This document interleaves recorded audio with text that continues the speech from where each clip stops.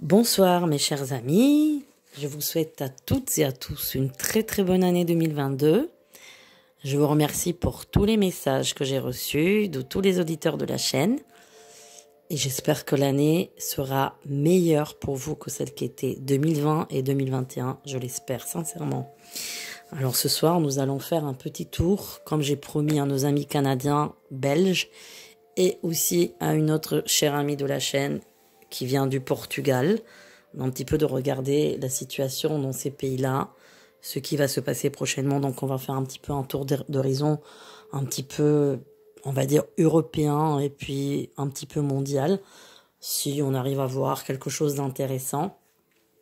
Alors, donc on va commencer par la Belgique. Pour cette année 2022.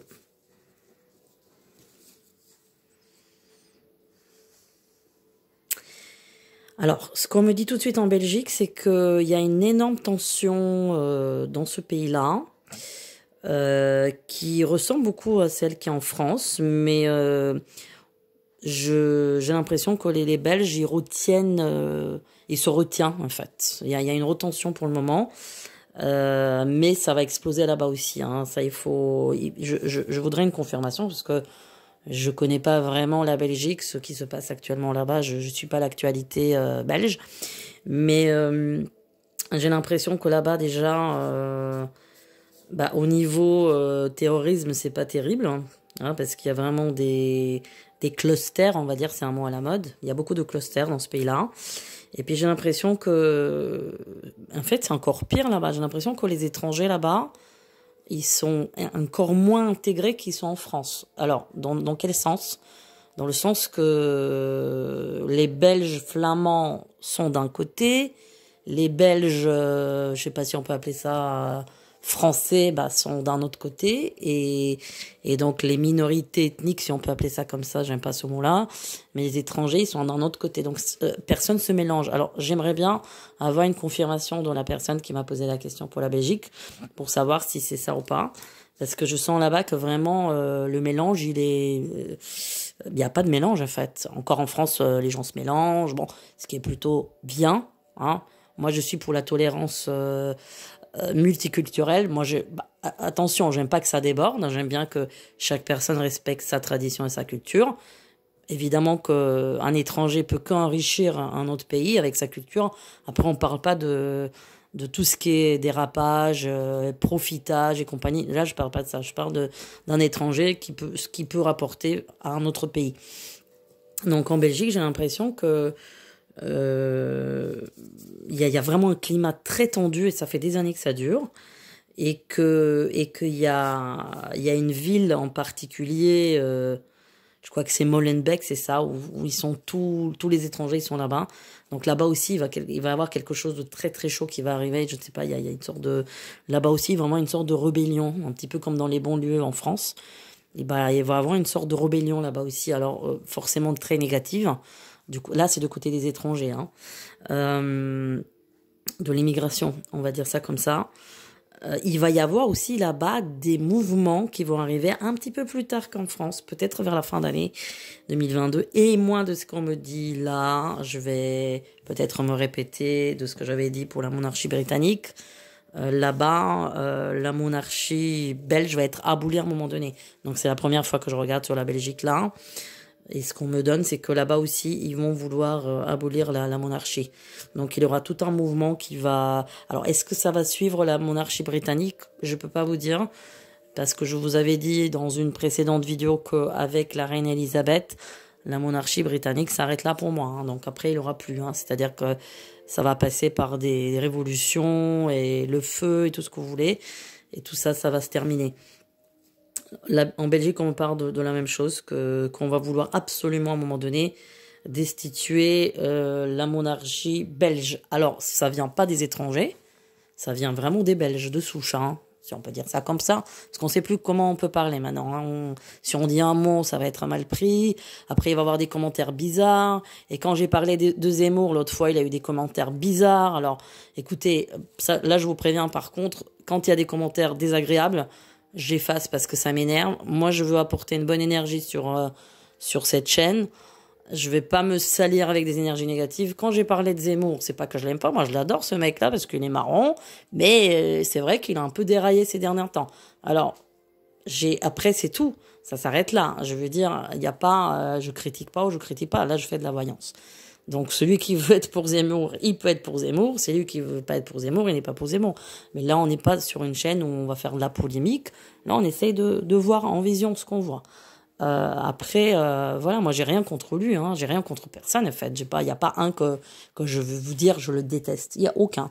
Mais tout simplement quand une personne commence à dérailler, quand elle est journaliste, moi je l'ai adoré, c'est un mec extrêmement intelligent et tout ce que vous voulez.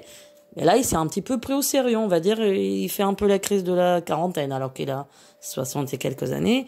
Donc c'est un peu de ça que je parlais. Et puis bon, je vais pas m'étaler trop sur le sujet, je périphrase.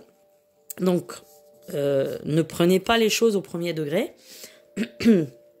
Tout est fait par la voyance pure. Là, je fais quelque chose en direct.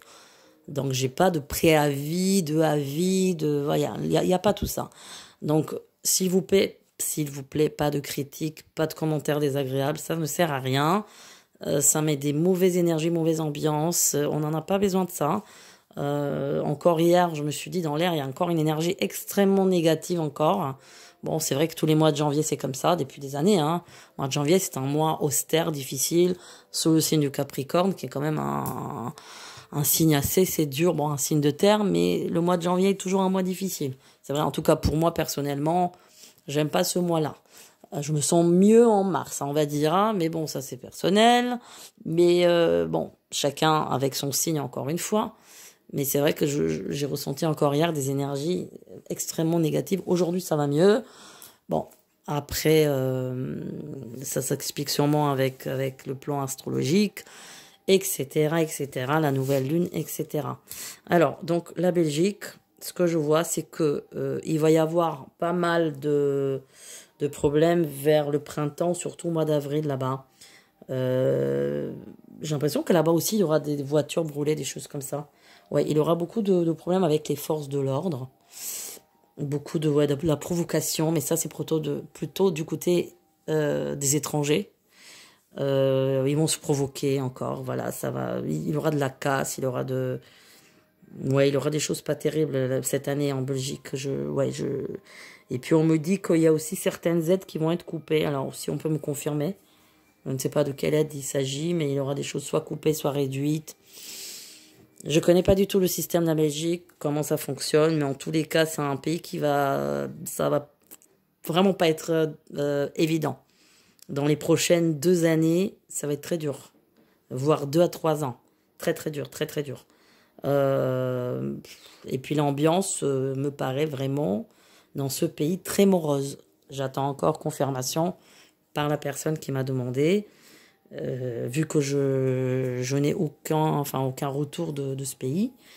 Mais on me parle d'une ambiance même pire que la France, hein, c'est-à-dire, je ne sais pas pourquoi, c'est chacun pour soi, chacun chez soi. Très bizarre, je ne sais pas. Alors, on va faire le Canada, un pays que j'aime beaucoup. Un pays qui est censé être un des 3 pays qui vont rester un jour si jamais il n'y a plus de monde, plus de nations, si toute la Terre disparaisse, eh bien le Canada, il va rester. Et puis, la nature dans ce pays est tellement imposante qu'en fait, elle absorbe toutes les mauvaises énergies, en fait. Alors, le Canada, qu'est-ce qui va se passer là-bas ?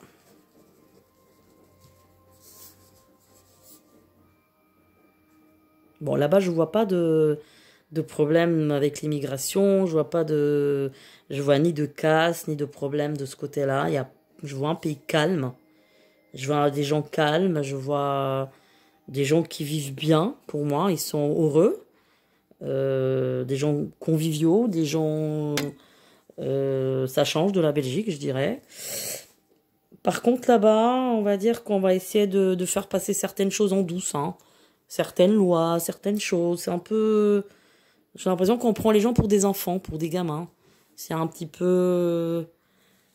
comme si on est à la maternelle. Enfin, c'est un peu, comment dire, c'est un peu niveau comme ça. C'est-à-dire que même ceux qui doivent parler d'un air sérieux, ils parlent un peu comme un des enfants. Là aussi, j'attends une confirmation. Euh, c'est, comment on dit, c'est très friendly, c'est très, très amical, on va dire. C'est pas très sérieux, le ton, il est pas très sérieux. Bon, après, ça peut être bien interprété, c'est pas que c'est négatif. Mais j'ai l'impression qu'on parle d'une manière simplifiée, que ce qu'on vous dit est d'une manière simplifiée. On prend pas trop des gants comme en France pour expliquer. C'est très simple. Tout est très simple. C'est un pays qui va toujours être protégé quoi qu'il soit, quoi qu'il se passe. Pour moi, hein, c'est un pays qui a une très très forte protection. Et alors, par contre, fin d'année 2002, je pense, hein, je vois un très très grand froid là-bas.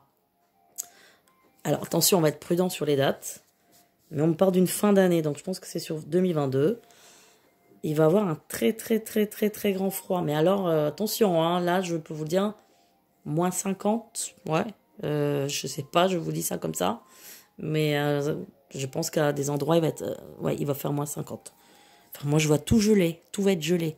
Déjà que là-bas, vous savez qu'il fait super froid, mais là, il aura un énorme froid à un moment donné. Tout va être glacial, tout va être vraiment... ça fait un petit peu peur, hein. C'est comme si à un moment donné, tout s'arrête. Alors, encore une fois, je pense que c'est fin d'année 2022, 2023. Et ça peut durer, c'est quelque chose qui peut durer quelque chose comme 2 semaines. Quelque chose de... Mais vraiment... alors, je vais pas dire qu'il aura un état d'urgence décrété, oui, c'est sûr. Mais je veux dire, je crois qu'ils vont dire aux gens, tout le monde, faites des provisions, des stocks pour 2 semaines, 3 semaines, personne sort, quoi. Un truc de fou. Enfin, là, c'est un confinement par la neige, on va dire. C'est pas par le...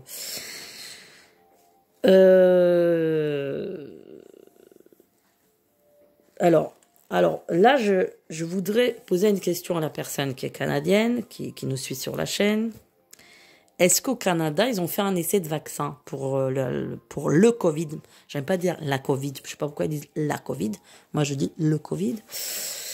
Est-ce qu'ils ont fait un essai de vaccin là-bas? Parce qu'on me parle soit d'un traitement qu'ils ont déjà là-bas, qui est propre aux Canadiens. C'est made in Canada. Ou c'est un vaccin, parce qu'il y a quelque chose qui me paraît fiable. Attention, hein, je sais que là, on est dans les délires des vaccins et tout, mais là, c'est quelque chose de fiable. Quelque chose qui me paraît fiable et pas du tout agressif. Après, la chose est déjà faite, mais elle n'est pas du tout commercialisée. Parce qu'ils attendent en feu vert de l'Amérique, et de je sais pas de quoi. Mais la chose n'est pas commercialisée du tout. J'ai l'impression qu'ils embêtent beaucoup les gens là-bas avec cette histoire de vaccin et tout. Ouais, ils embêtent beaucoup les gens, mais ça va pas durer dans le temps. Non, ça va pas durer dans le temps. Ça va pas durer du tout. Ça va pas durer du tout. Et puis alors, là encore, j'entends la confirmation. Est-ce que le Canada attend toujours une approbation de tout ce qu'ils font par les USA? Parce que moi, c'est ce qu'on me dit. Qu'ils sont toujours comme un petit enfant qui attend de son père de dire oui ou non. C'est comme si c'était le grand frère, les États-Unis, et le Canada, il fait rien sans l'accord des USA. Est-ce que c'est ça ou pas? Parce que c'est très curieux d'ailleurs, mais ça fait partie encore de cette mentalité un peu, comme je vous ai dit, un peu bébé, un peu bébé, quoi, un peu enfantile, un peu comme ça, un peu naïve, un peu... Alors que les États-Unis, quand on compare l'énergie, elle est une énergie extrêmement agressive par rapport au Canada. Donc les deux sont complètement de pays complètement. Pourtant c'est le même continent, c'est à côté, mais l'énergie est complètement opposée. Là on voit le Canada comme un pays doux, avec une très forte énergie spirituelle et tout ce que vous voulez, avec une nature exceptionnelle, etc. Avec des gens sympas, ouverts, bon, infantile, gamin, ça c'est un peu le défaut. C'est à la fois un défaut et une qualité, mais ils sont un peu, je sais pas, il y a un côté un peu bébête. Alors je vais pas vexer mes amis canadiens, mais attention, c'est un côté gentil, mais trop, vous voyez. c'est trop naïf, quoi. C'est-à-dire que tout ce qu'on nous dit, on dit oui, oui, oui, oui, amen, oui, amen. On accepte tout, en fait. Alors que les États-Unis, j'ai l'impression qu'ils les mènent par la baguette, quoi. C'est-à-dire par le bout du nez. Et si les États-Unis décident ça, eh ben ça va être ça. Donc le Canada, pourtant le Canada il est Commonwealth, c'est-à-dire qu'il dépend de la reine d'Angleterre. Je sais pas pourquoi ils sont tellement focalisés sur les États-Unis.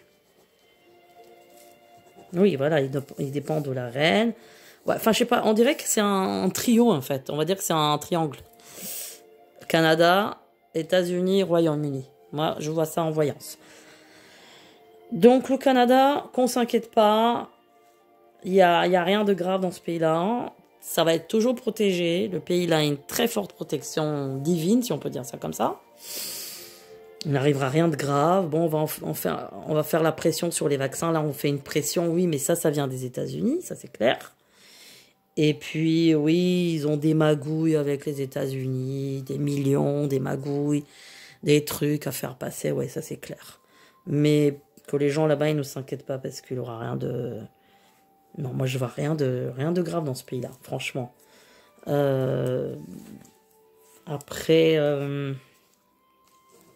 alors. C'est intéressant de savoir les chiffres du Covid parce que j'ai pas l'impression qu'il y a beaucoup de malades là-bas. Je sais pas les chiffres, mais je pense que il y a pas tant que ça. Hein. Il y a pas tant que ça. Je pense que c'est des gens qui sont en très bonne santé dans ce pays-là. Je vois des gens vraiment avec une hygiène de vie qui est très très bonne, irréprochable. Et comme je vous ai dit, c'est des bons vivants. Pourtant, je ne connais pas beaucoup de Canadiens. Donc là, je parle de côté voyance. Je ne parle pas de côté de si je connais des Canadiens ou pas.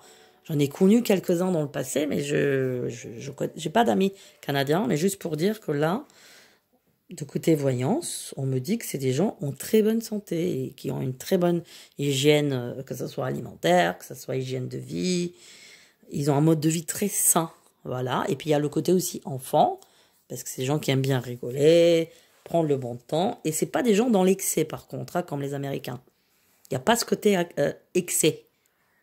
Ce côté, vous voyez, la folie, quoi, comme en Amérique. Puis ils sont plutôt lents, hein. Ils sont plutôt lents. Ils prennent leur temps. Voilà. Alors, on va faire le Portugal. Le Portugal. Un très beau pays aussi.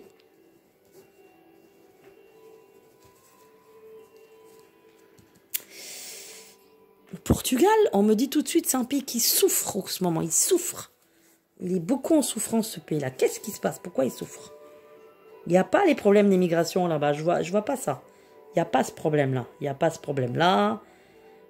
Des gens qui souffrent. Des gens qui sont... Je dirais qu'ils sont mal payés, qu'ils n'arrivent pas à joindre les deux bouts. Il y a une souffrance. Et pourtant, c'est un très beau pays. Les gens, ils sont pas bien. Ils ont pas le moral. Ils sont vraiment en dépression, les gens là-bas. Là aussi, j'attends confirmation de la personne si elle peut apporter son témoignage. C'est un pays qui souffre beaucoup, oui. Alors, par contre, là, on me dit tout de suite que ce pays souffre aussi parce que par rapport à par rapport à la réincarnation de ce qu'ils ont fait. C'est-à-dire que là, ils sont en train de payer les dettes de ce qui s'est passé à l'Inquisition, etc., etc. L'Espagne, le Portugal, c'était le même pays. Bref. Donc tout ça, c'est tous les morts qu'il a eu et tout ce qui s'est passé dans ce pays-là. Ben, ils sont en train de le payer là, avec cette souffrance. Parce que bon, en même temps, on voit pas tant que ça de problèmes dans ce pays-là. Je veux dire, par rapport à la France, il n'y a pas ça, il n'y a pas les banlieues, il n'y a pas ce problème là-bas. Mais les gens, ils sont en très très forte souffrance, un mal-être profond. Comme le fado, vous voyez le fado portugais. Ben, le fado, c'est un genre de musique qui est comment dire, c'est le fado, c'est plus fort que la nostalgie. Voilà, le fado, c'est un sentiment de nostalgie, mais XXL. Donc, c'est un côté comme ça, c'est-à-dire, ils sont, on va dire qu'ils sont en exil. Leurs âmes sont en exil. Ils sont exilés dans leur corps et leurs âmes. C'est fort ce que je vous dis, c'est très dur. Alors, ce pays, il va rester un petit peu comme ça dans le néant parce que rien ne bouge là-bas. Par contre, là-bas, alors niveau politique, niveau... Il n'y a rien qui bouge. C'est un pays qui bouge pas, quoi. C'est... Tout ce qui se passe, on accepte. On se bat pas, quoi. Il y a pas de révolte. Les gens, je sais pas, ils sont très soumis, les gens, là-bas. Très, très, très forte soumission. Le pouvoir, il a pas de pouvoir, en fait, tout simplement. Voilà ce qu'on me dit. Le pouvoir, là-bas, n'a pas de pouvoir. C'est un pouvoir fictif, on va dire. Il n'a aucun pouvoir. J'ai l'impression qu'ils sont soumis, évidemment, à la communauté européenne. Mais je sais pas s'ils ont du veto ou je sais pas c'est quoi ces histoires-là de restrictions. Je parle de restrictions, donc pourquoi les pays sont si serrés, pourquoi les gens ils manquent de moyens. Évidemment que quand on les a fait rentrer en Europe, le Portugal n'était pas déjà en norme par rapport à ce qu'ils gagnaient déjà, comme la Grèce.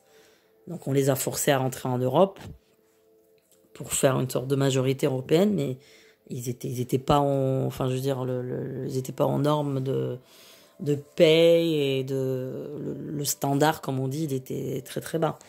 Mais les gens, il y a vraiment une profonde tristesse chez les Portugais. Et je sais pas, qu'est-ce qu'ils veulent en fait? Ils veulent, je sais pas. C'est leur vie, c'est le fado quoi. Enfin, je sais pas pourquoi. Je sais pas pourquoi. Pourtant, ils ont tout pour être heureux. Enfin, quand même, c'est vrai que c'est financièrement, des gens, ils sont pas riches là-bas. Voilà, c'est-à-dire que c'est peut-être ça qui manque, c'est peut-être ça qui les gêne, mais en même temps, c'est pas des gens qui se bougent vraiment. C'est ça que je veux dire. C'est même s'ils veulent plus d'argent, bah, en fait, ils acceptent leur sort et après, ils souffrent énormément. Oui. Par contre, là-bas, ce qui est très bizarre là-bas, dans le futur, plus ou moins lointain, parce que je dirais dans plus de 5 ans peut-être. Alors, prudence de ce que je vais dire, mais là aussi, il y a un homme qui va arriver dans ce pays-là. Et là, par contre, au contraire de la Grande-Bretagne et au contraire de la Belgique, là-bas, on va vouloir instaurer la monarchie à nouveau. Alors, vous allez me prendre pour une folle, mais c'est ce que je vois. Alors, soit c'est un descendant de la lignée des rois là-bas, ou il y a quelque chose, il y a quelqu'un qui va revenir dans ce pays. Je dis revenir parce que je pense que... Alors, c'est quelqu'un qui est très foncé de cheveux, des cheveux très noirs. Il est un peu mat de peau. Et soit il a vécu en Amérique ou en Amérique latine, ou... je sais pas, je suis pas trop renseignée sur la monarchie. Comment ça s'est passé au Portugal? Autant bon, c'est en Espagne. Mais au Portugal, je sais pas trop comment ça marche. C'était quand on a aboli la monarchie, c'était à quel moment? Bon, il y a quand même toujours l'aristocratie portugaise, enfin. Mais il y a quelque chose dans ce pays. À un moment donné, ça va, oui, il y a un homme qui va revenir dans ce pays-là et qui va vouloir prendre les choses en main. Parce que pareil, parce que cette souffrance, il faut qu'elle passe. Là, ça va pas. Là, leur politique, ça va pas. Elle est trop molle, leur politique. Je sais pas, personne fait rien. Personne, enfin, c'est comme si c'était inexistant, leur parlement. C'est inexistant, je sais pas. Voilà. Alors, on va faire un petit peu en général. Qu'est-ce qui va se passer en Europe? Alors, on me dit tout de suite que l'Europe, avec cette histoire de Covid, elle va être vraiment divisée. Hein. Il va y avoir des pays qui vont vouloir carrément se couper des autres pays à cause de cette histoire de passe, de vaccins et tout. Donc, moi, j'ai des pays qui sont plutôt... moi, je vois des populations plutôt blondes, donc ça veut dire peut-être la Pologne, République tchèque, tous ces pays, Slovaquie, je sais pas, c'est plutôt des pays slaves, je dirais. Ils vont faire leur loi à eux là-bas. Et il y aura quelque chose, il y aura une division. Et là-bas, ils seront contre tout ça, ils seront contre. Ouais, contre toutes ces histoires de passe et tout ça. Ouais, pour moi, ils sont contre. Donc moi, j'ai des pays quand même qui vont se diviser. Il va y avoir vraiment la division. Ça va être un bon foutoir en Europe, on va dire. Hein. Parce qu'il y aura d'un côté les pays du Sud, qui vont faire un peu leur sauce. Les pays slaves, leur sauce à eux. Après, les Balkans avec la Grèce, pareil. Et puis, vous avez les pays scandinaves. Donc, moi, je pense que l'Europe, elle va être divisée en 4, en fait. Elle va être vraiment divisée en 4. Ouais. Donc, les choses, bon, ça va... Par contre, bon, plus qu'on va à l'Est, il va se passer des choses à l'Est. Alors, l'Est, c'est pas, encore une fois, ces pays-là, c'est plutôt les Balkans. Ouais. Les Balkans, on va apprendre des choses là-bas. Il y aura des révoltes aussi là-bas, importantes. Je peux pas dire le pays, je ne sais pas quel pays c'est. Est-ce que c'est la Serbie? Est-ce que c'est... Non, je pense pas que c'est... Non, la Grèce, non. Mais on va apprendre des choses là prochainement de ces pays-là. Il y aura des révoltes. Il y aura des révoltes. Donc, alors là-bas, par contre, les révoltes, je pense que ça va être par rapport au pouvoir, par rapport au Covid et tout ça. Hein. En fait, ça va être tout un mélange de choses. Mais ça risque d'être assez violent. Ah, alors, vous voyez, j'ai mis le petit tapis avec le... C'est une sorte de guépard. Bon, ça pour vous faire rappeler que cette année, c'est l'année du tigre. Hein, donc, on met un félin. Voilà. L'année du tigre, on va s'attendre à tout. Hein, voilà. Mais bon. Alors, quelqu'un m'avait posé la question puisque j'avais parlé d'une guerre en 2024. Ça va être où? Là, on va voir si j'arrive à le voir parce que...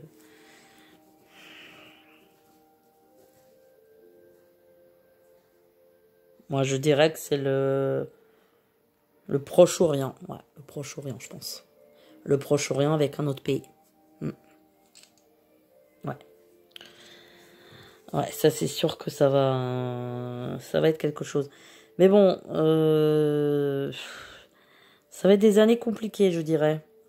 Mais les choses s'arrangeront progressivement. Alors chaque pays il aura son raisonnement et son temps d'adaptation, son temps de révolution ou son temps d'attente. Voilà, vous voyez, je vous ai pas dit qu'au Portugal, il y aura une révolution parce qu'il n'y a pas ça. Comme au Canada, il n'y a pas de révolution. Vous voyez, chacun comment dire, chacun doit payer ses dettes de la réincarnation. Chacun, donc la France, je vous avais déjà parlé de ça. C'est quoi le problème de la France? La violence. Donc cette violence, elle va revenir. Et puis tout le sang qui a coulé pendant la Révolution française, tout ça, c'est des énergies négatives. Enfin, il y a plein de choses. Donc, il y a des pays qui étaient beaucoup plus pacifistes. Bon, bref, on va pas s'étaler dessus. Mais il y a des choses qui doivent être nettoyées. Donc, chaque pays a sa réparation, si on peut appeler ça comme ça. Voilà, le Portugal, ça va prendre beaucoup de temps. Un autre pays, ça va prendre moins, vous voyez. Tout dépendra, en fait. Tout dépendra des gens, comment ils vont fonctionner, comment ils vont réagir, le caractère des gens, etc., etc. Tout simplement. Voilà, écoutez, c'est tout pour ce soir. Alors, en sachant que j'attends le numéro 4000 abonnés, c'est-à-dire la personne qui va être le 4000e abonné. Donc, il aura droit à une ou deux questions que je vais traiter gratuitement pour la personne, qui sera le numéro 4000, parce que là, on est en 3860 et quelques. Et donc, celui qui va être 4000, eh bien, il aura droit à une ou deux questions gratuites qu'il va me poser sur les commentaires et je répondrai en direct sur une des prochaines vidéos. Voilà, n'hésitez pas à poser vos questions, puisque moi j'ai pas trop d'idées de regarder sur quoi. Donc n'hésitez pas à poser vos questions et au plaisir de faire une nouvelle vidéo. Et encore une fois, une bonne année à vous.